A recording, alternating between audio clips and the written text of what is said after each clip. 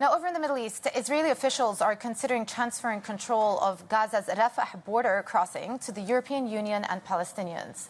Sources tell Bloomberg officials that they are in talks with the US and EU about the proposal, which, if enacted, could foreshadow an end to the Israeli-Hamas conflict. Let's bring in Stuart Livingstone-Wallace, our executive editor for the Middle East, North Africa and Russia. So this is an interesting story that has emerged, and people are saying that it may lay the groundwork to a potential ceasefire. What do we know? I mean, I think it's in some respects going to be the other way around. I cannot see a scenario where Israel gives up control of Rafah until there's some sort of settlement in Gaza.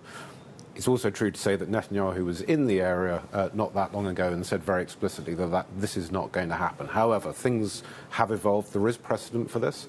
They were there before in 2007 and before Hamas took over.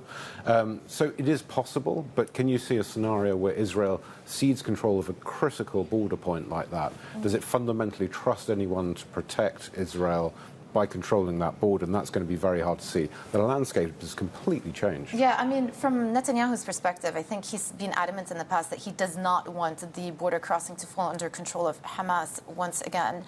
What would engender him to change his view on this? What would bring him around to accepting that the EU and some Palestinian officials, unknown who at this point, could take control of that crossing once more? I think it would have to be part of a grand bargain. Right. So in other words, it's one of a number of elements that, again, give, whether it's Netanyahu or whoever his successor is, the comfort to be able to go to the Israeli electorate and say, you can trust this setup.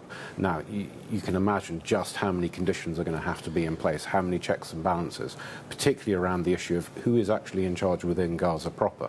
And that's really up in the air at the moment.